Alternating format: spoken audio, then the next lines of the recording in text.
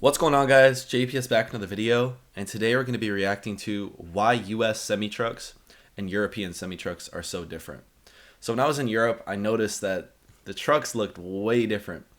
First of all, they were flat on the front, which is way different than American trucks. I feel like we always have the big old, like, big hood out front and the engine and all that in the front. So that was something that was much different. And then I also remember this brand of truck. I think it's called Scania or something. I was seeing that everywhere. So yeah, they look just completely different, the semi trucks in Europe. And yeah, I'm curious to see, like, what is the difference, because semi trucks are super important. You know, not if you're not even a vehicle person. I'm interested in vehicles, of course, but like that's like the backbone of economies. Like, truckers, that's everything. That's like commerce, and that's how you're getting your packages, all that. So it is important on like what type of trucks we're using based on our environment, or what's needed. So I think I'm going to learn a lot about European trucks. My interest has been there. It's just finding the video, and here we are. So make sure you guys hit the like button, hit subscribe, and let's get right into this. Today, we're diving into the fierce competition between American and European semi-trucks. Exactly. Get ready for an epic showdown of design, power, comfort, and reliability. Let's start with design and aesthetics. American semi-trucks manufactured by companies like Freightliner, Mack, Kenworth, and Peterbilt are known for their robust and imposing appearance. They typically feature a more muscular and aggressive design, with a larger and higher hood. The front grille is often prominent, showcasing a bold and assertive look. In America, most trucks are conventional with a long nose, where the engine is placed in the front. The cabs are much bigger, and their wheelbase is longer. European trucks, produced by manufacturers such as Volvo, DAF, MAN, Scania, and Mercedes-Benz, showcase a sleek and MAN. Okay, yeah, I seen the Mercedes truck. I've seen this one too. I don't know what brand this is. This brand has cars too, I believe. Well, a lot of these brands have cars too, but okay. But the thing it's that flat. It's just so different. Like, oh my god, I can't get over it. Scania and Mercedes-Benz showcase a sleek and aerodynamic design. The trucks here are all cabovers, with the engine below the cab.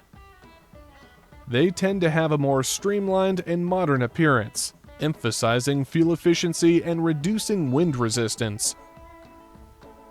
Ultimately, the preference for design and aesthetics comes down to personal taste and regional influences.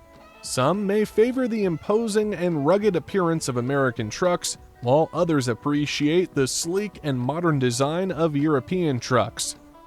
I like both of them, honestly. Both styles have their own unique charm and appeal, catering to different market preferences and transportation needs.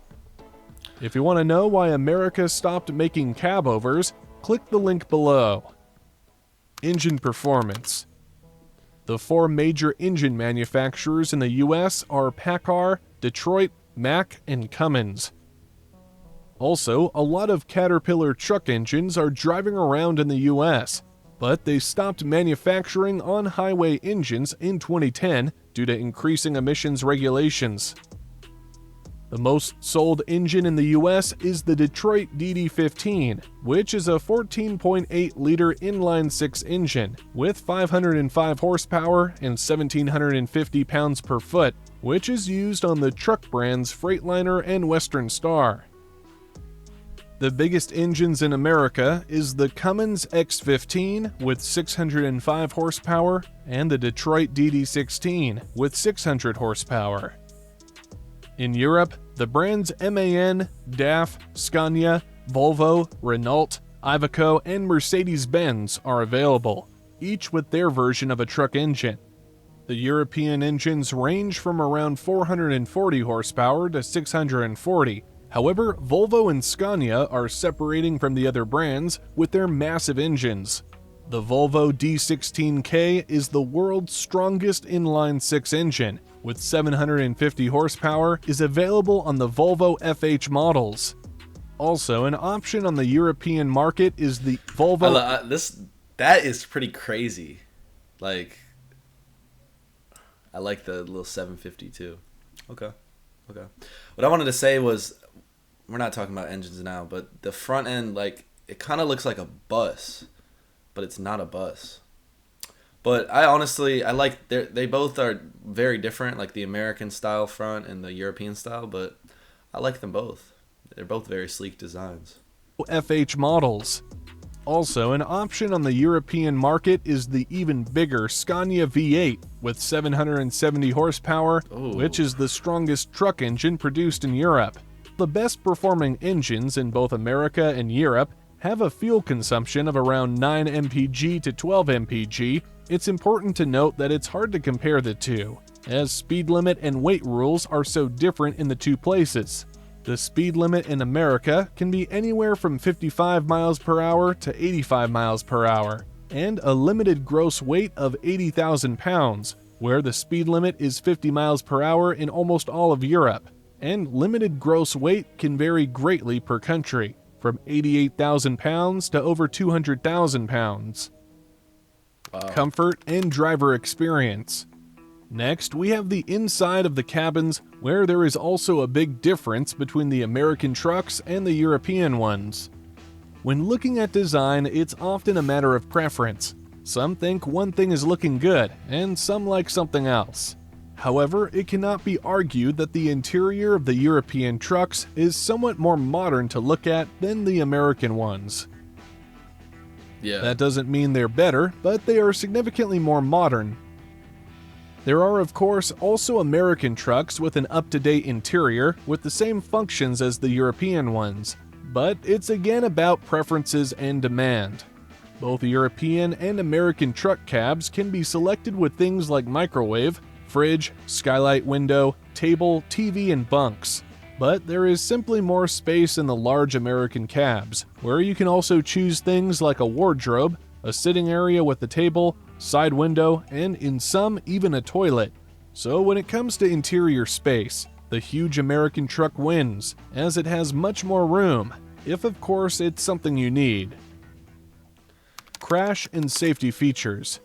All truck brands test their cabs, and must undergo several crash tests to be approved for use, and there is a high level of safety and number of airbags in almost all truck brands. However, there are no public numbers from these tests, so that you can compare the different brands with each other. We therefore cannot say with certainty that the conventional cabs are safer than cabovers. However, cabovers can't possibly be quite as safe as a truck with a long hood in the front. At least a conventional has some sort of a crumple zone between the driver and whatever else is coming at the truck. In a cabover, there is nothing between you and what you hit other than the windshield. When looking at safety features, European trucks tend to be at the forefront of incorporating advanced safety technologies. They often offer a range of advanced driver assistance systems, including adaptive cruise control, emergency brake assist, lane departure warning, and collision mitigation systems, and many more. Speaking of emergency braking, I saw a video of like a Volvo truck. It was going almost full speed and a car pulled out in front of it. And it, like, the amount of weight that was on that truck and how fast it stopped was just ridiculous. Like, it didn't even look possible. So we're going to have to take a look at that at some point. But yeah, it can be some of the safety features that they have is just like, things have gotten so impressive to this point, really. Asian systems.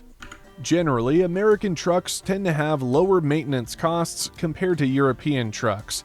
American truck brands often prioritize simplicity and ease of maintenance, which can result in lower repair and maintenance expenses. American truck brands typically have an advantage in terms of parts availability, especially within the United States. Spare parts for American trucks are usually more widely accessible and readily available, which can contribute to shorter downtime during maintenance or repairs. European truck brands are often at the forefront of technological advancements in the industry. They prioritize fuel efficiency, emission control, and driver comfort, incorporating advanced features and technologies into their trucks.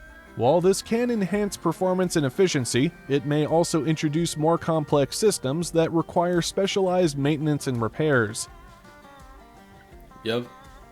In the end, what type of truck and engine, as well as how, where, and who drives it, as well as what it drives, is of great importance to determine the level and cost of maintenance and reliability.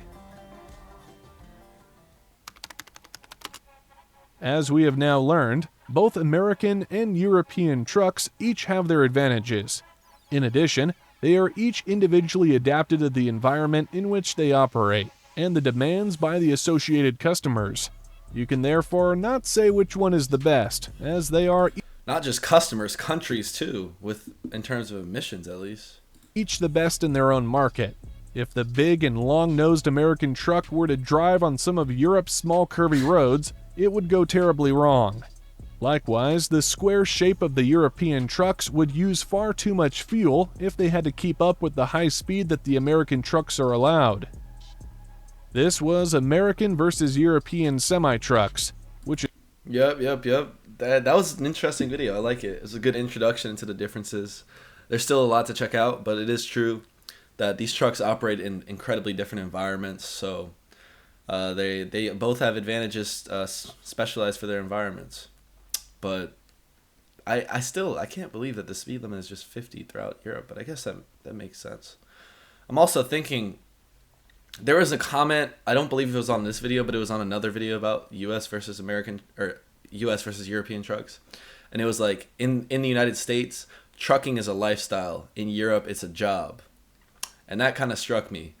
Because it is true. In the United States, like, the truck drivers are constantly, they're constantly on the road. They're sleeping in their truck or whatever. And I think pretty recently, like within the past few years, they had to enact a law that made them take breaks every, I think, 8 hours. That's not the number, but you get the point. Like, before that, truck drivers were really pushing it because, well, the quicker they get the load delivered, that's how you get the money. But now they have all this monitoring software and everything's becoming automated and tracked, and being a trucker it's not what it once was. So, everything has to evolve and change, but I don't know, being a trucker, it seems like a very difficult job in the United States. It's hard labor, and just it's not easy at all. So respect to all the truck drivers and people getting everything delivered on time and keeping things going, because without them, I mean, we'd probably be screwed. So anyways, hopefully you guys enjoyed this video. If you did, hit the like button, hit subscribe, and I'll catch you guys in the next one.